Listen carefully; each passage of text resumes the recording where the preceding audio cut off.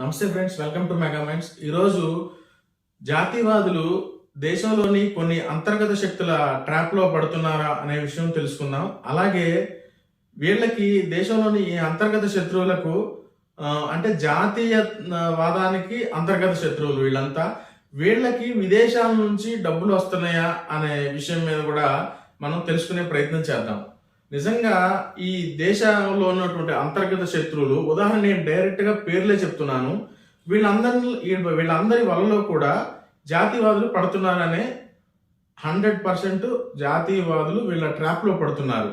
ఉదాహరణకి ప్రకాష్ రాజ్, అతను ఇస్రో మొన్న ప్రయోగం చేస్తే, చంద్రయాన్ 3 ప్రయోగం చేస్తే దానికి సంబంధించి ఒక ఛాయ్ బొమ్మ వేసి జనాలందరినీ కూడా అటెన్షన్ మొత్తం దాని గురించి ఆలోచించే విధంగా ఒక పాజిటివ్ యాంగిల్లో కాకుండా ఒక నెగిటివ్ యాంగిల్లో ఆలోచించే విధంగా అతను చేయడం వలన దానిని పట్టుకొని జాతీయవాదులంతా కూడా అతనిని విమర్శించే పనిలో పడ్డారు. అదేవిధంగా మణిపూర్లో జరిగినటువంటి అల్లర్లు, అది హిందువులకి క్రైస్తవులకి మధ్య జరిగిన గొడవగా చిత్రీకరించి కొంతమంది వీడియోలు చేయటం వల్ల నిజంగానే ఇలా జరిగిందేమో అని చెప్పి దాని గురించి కూడా అత్యధికంగా ప్రచారం చేయడం జాతీయవాదులు జరిగింది. సో నిజంగా చెప్పాలంటే ఇవన్నీ వాళ్ళు ఒక పథకం ప్రకారం చేస్తున్నారని మనం గుర్తుంచుకోవాలి. ఎవరైనా సడన్ గా ఒక వ్యక్తి మన తెలుగు మీడియాలో కానీ నేషనల్ మీడియాలో కానీ హైలైట్ అవుతున్నాడంటే వాళ్ళ యొక్క వీడియోలు కానీ ఫొటోస్ కానీ షేర్ చేసే పని ఎట్టి పరిస్థితుల్లో చేయకూడదు 100%. ఎందుకంటే వాళ్ళు, ఉదాహరణకి మనం ఇంకొక ఉదాహరణ తీసుకుంటే సోనూ సూద్, అతను కూడా ఏదో గొప్ప సేవా మూర్తిగా బయటపడడం జరిగింది. కానీ నిజంగా అతనేమి సేవా కార్యక్రమాలు నిర్వహిస్తున్నాడు అనే దాంట్లో చాలా తక్కువ నిరూపణ జరిగింది. అదేవిధంగా కొంతమంది వ్యక్తులు సడన్ గా ఫీల్డ్ లోకి వస్తారు. వీళ్ళు ఎక్కడి నుంచి వస్తారో తెలీదు, కానీ వీళ్ళు హైలైట్ అవుతుంటారు. ఉదాహరణకి ఒక అయ్యప్ప స్వామి పేరు చెప్పి అయ్యప్ప స్వామిని తొలనాడి బైరి నరేష్ అతను రాష్ట్ర వ్యాప్తంగా మన తెలుగు 2 రాష్ట్రాల్లో ఒక పెద్ద ఎత్తున క్రేజ్ సంపాదించుకున్నాడు. అదేవిధంగా తులసి చందు ఒక 10 వీడియోలు చేసి ఆల్మోస్ట్ మన తెలుగు రాష్ట్రాల్లోనే చాలా పెద్ద పాపులర్ యూట్యూబర్ గా మారిపోయింది. ఎవరు చేస్తున్నారు వీళ్ళందరినీ హైలైట్? నిజంగా అంతమంది వ్యక్తులు, అంతమంది శక్తిగా వాళ్ళకి ఉన్న సామర్థ్యం అంత ఉందా? 3 లక్షలు 4 లక్షల మంది సబ్స్క్రైబర్ చేసుకునే అంత సామర్థ్యం వాళ్ళకు ఉందా అంటే ఏమాత్రం లేదు.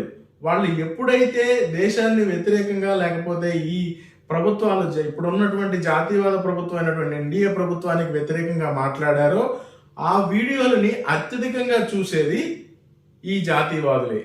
ఏం మాట్లాడిందని చెప్పి వాళ్ళందరూ చూడడం వలన ఆ వీడియోలు ఎక్కువ మందికి చేరి సమాజం మొత్తం అది విస్తరించిపోతున్నాయి ఆ వీడియోలు. ఇంకొక విషయం ఏమిటంటే, ఈ జాతీయవాదుల్లో ఉన్నటువంటి అత్యధిక ఫాలోవర్స్ ఉన్నటువంటి వ్యక్తులు, వీళ్ళకి తెలుసో తెలియకో ఈ ప్రకాష్ రాజ్, బైరి నరేష్, లేదంటే తులసి చందు, ఇంకా లోపలికి వెళ్తే సంధ్య, దేవి, ప్రొఫెసర్ నాగేశ్వర్, ఇట్లా సుమారు ఒక 20 మంది పైన ఈ యొక్క సోషల్ మీడియాలో ఉంటూ, ఈ యూట్యూబర్స్ గా ఉంటూ వీళ్ళు అనేక విషయాల మీద మాట్లాడుతూ, ఏదో ఒక సందర్భం ఒక 5-6 విషయాలు, మంచి విషయాలు మాట్లాడి, అంటే దేశానికి మంచి జరిగేటువంటి విషయాలు మాట్లాడి ఒకసారిగా నెగిటివ్ ఒక వీడియో మాట్లాడతారు. దాన్ని ఈ జాతీయవాదులు ఎక్కువగా వైరల్ చేయడం జరుగుతుంది. అదేవిధంగా ఇంకొకటి పాజిటివ్ న్యూస్ కూడా మనకు మాట్లాడతారు. ఆ పాజిటివ్ న్యూస్ ను కూడా వీళ్ళు చూసి వాళ్ళే అథెంటిసిటీ అన్నట్టు దాన్ని మళ్ళీ వైరల్ చేస్తారు. సో ఇన్ని రకాలుగా వైరల్ చేయడం వలన వాళ్ళకి ఉన్నటువంటి 100-200 మంది సబ్స్క్రైబర్స్ దాటి చివరికి 2 లక్షల 3 లక్షల మంది సబ్స్క్రైబర్స్ వాళ్ళకి వెళ్తున్నారు. కాబట్టి ఎవరైనా మనకి సోషల్ మీడియాలో కొత్తగా వచ్చి అతను ఏదైనా మన దేశానికి సంబంధించి కానీ, ఇప్పుడున్న ప్రభుత్వాలకు సంబంధించి కానీ, దైవభక్తు హిందూ ధర్మానికి సంబంధించి కానీ తోలనాడితే వెంటనే అతని గురించి మనం వెంటనే రిపోర్ట్ కొట్టాలి తప్ప, బ్లాక్ చేయాలి తప్ప, అతని గురించి స్క్రీన్ షాట్లు తీసుకొచ్చి మన వాల్స్ మీద, మన ఫేస్బుక్, లేదంటే ట్విట్టర్, లేదంటే ఇన్స్టాగ్రామ్, ఈ యొక్క అనేకమైనటువంటి సోషల్ మీడియాలో ఉన్నటువంటి వాటి వేదికల మీద మనం వాళ్ళ గురించి పంచుకోవాల్సిన అవసరం లేదని మెగా మైండ్స్ ద్వారా మీకు చెప్పాలనుకుంటున్నాను. ఇంకో విషయం ఏంటంటే విదేశాల నుంచి డబ్బులు వస్తున్నాయని చెప్పి కూడా ప్రచారం చేయడం జరుగుతూ ఉంది. వీళ్ళందరికీ నిజంగా చెప్పాలంటే విదేశాల నుంచి డబ్బులు రావడం 2015లోనే బంద్ అయిపోయింది. రాజ్నాథ్ సింగ్ గారు హోంమంత్రిగా ఉన్న సమయంలో, అదేవిధంగా మన ప్రైమ్ మినిస్టర్ గారు ఈ 18,000 ఎన్జిఓల్ని రద్దు చేయడం జరిగింది. ఆ ఎన్జిఓలు రద్దు చేసిన తర్వాత విదేశాల నుంచి ఇబ్బడి ముబ్బడిగా డబ్బులు రావట్లేదు అనేది స్పష్టమైంది.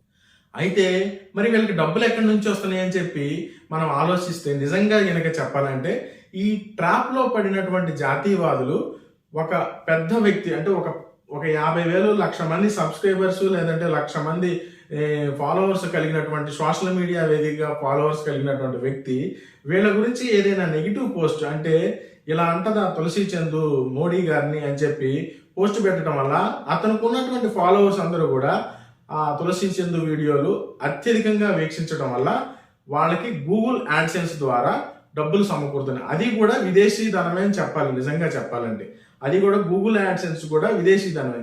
ఎప్పుడైతే ఒక పాజిటివ్ కంటెంట్ని హిందూ ధర్మానికి లేకపోతే దేశభక్తికి సంబంధించినటువంటి కంటెంట్ని మనం సోషల్ మీడియాలో పెడితే తక్కువ రీచ్ వస్తుంది. ఎందుకంటే దాన్ని మనం వెంటనే షేర్ చేయం, మనకి తెలిసిన విషయమే కదా, మన ధర్మానికి సంబంధించిందే కదా అని చెప్పి.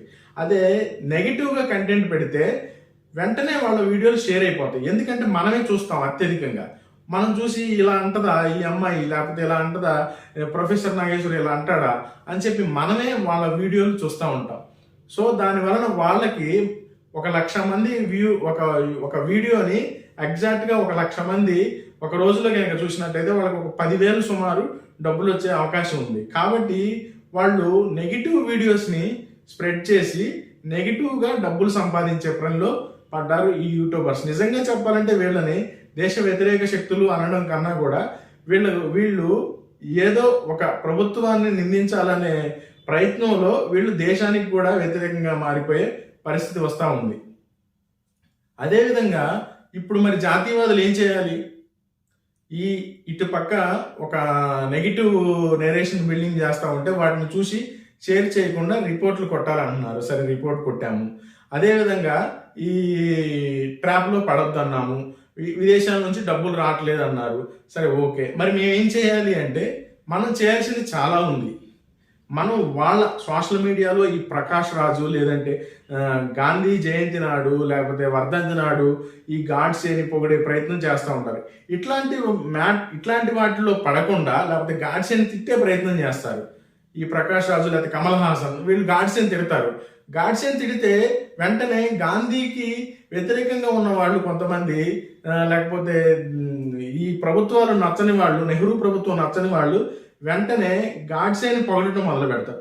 అంటే వాళ్ళు సక్సెస్ అవుతున్నారు. దేశ వ్యతిరేకులు, దేశంలో ఉన్నటువంటి అంతర్గత వ్యతిరేకులు శక్తులు హైలైట్ అవ్వడం వాళ్ళకి కావాల్సింది. కాబట్టి వెంటనే వాళ్ళు హైలైట్ అవుతున్నారు.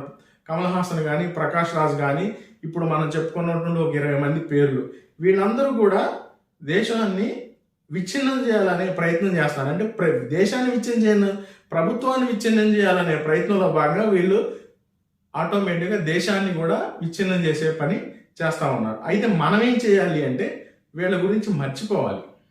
మనం అనేక సార్లు సోషల్ మీడియాలో చెప్పుకున్నాం, ఏమని? ఏనుగులు వెళ్తూ ఉంటే కుక్కలు మరుగుతూ ఉంటాయి అని చెప్పి. మనం ఏనుగులు లాంటి వాళ్ళమని మనకు తెలుసు, కాబట్టి మనం సింహం లాంటి వాళ్ళమని కూడా మనకు తెలుసు. మనం ఏం చేయాలి ఈ సందర్భంగా అంటే మన ఈ బృహత్ పరివారంలో, యావత్ హిందూ ధర్మ పరివారంలో ఈ హిందూ ధర్మం కోసం లేకపోతే జాతీయత కోసం పనిచేసే వాళ్ళు, పనిచేసే సంస్థలు సుమారు బృహత్ పరివారంగా తీసుకుంటే ఒక 400 సంస్థలు పైబడి హిందూ ధర్మం కోసం పనిచేస్తున్నాయి. అదేవిధంగా ఈ దేశభక్తి, ధర్మము, దేశభక్తికి సంబంధించి సుమారు ఒక 500-600 సంస్థలు పనిచేస్తూ ఉన్నాయి. కేవలం ఈ missionaries of charities, peace of చారిటీసే కాదు, అనేకమైనటువంటి వందలాది సంస్థలు ఈ ధర్మం కోసం, ఈ జాతి కోసం, ఈ దేశం కోసం పనిచేస్తూ ఉన్నాయి. కాబట్టి వాటిల్లో ఉన్నటువంటి అవి రోజు చేసేటువంటి మంచి పనుల్ని ఎన్విరాన్మెంట్కి సంబంధించి, లేదంటే రక్తదానానికి సంబంధించి, లేదంటే రోడ్ యాక్సిడెంట్ల మీద అవేర్నెస్కి సంబంధించి, లేకపోతే యూత్లో ఇప్పుడున్నటువంటి డ్రగ్స్ ఎడిక్షన్కి సంబంధించి, లేకపోతే గంజాయి, వీటికి సంబంధించి మనం వీటన్నిటిని పారదోలే ప్రయత్నంలో మనం వీళ్ళ గురించి పాజిటివ్ అవేర్నెస్ని తీసుకురావడం కోసం మనం పాజిటివ్ న్యూస్ని స్ప్రెడ్ చేయాలి. ఉదాహరణకి ఈ హైదరాబాద్ సిటీ కానీ వైజాగ్ సిటీలో కానీ యూత్ ఫర్ సేవ అని ఒక ఆర్గనైజేషన్ ఉంది. మనం ఆ ఆర్గనైజేషన్ చేసేటువంటి యాక్టివిటీస్ని ప్రచారం చేయాలి. అంటే ఆ ఒక్క యాక్టివిటీ, ఆ ఒక్క సంస్థ అనే కాదు, ఇలా నేను ఒక 10-15 సంస్థలు చెప్తాను. ఉదాహరణకి మీరు గూగుల్లో కానీ లేకపోతే మీరు ఏదో ఒక ఆర్గనైజేషన్లో మీరు కనుక సెట్ అయి ఉన్నట్లయితే ఏ ఆర్గనైజేషన్ చేస్తున్నటువంటి ఇలా అనేక ఆర్గనైజేషన్ చేసేటువంటి యాక్టివిటీస్ మీకు తెలుస్తూ ఉంటాయి. అప్పుడు మనం వాటిని సోషల్ మీడియాలో స్ప్రెడ్ చేయాలి.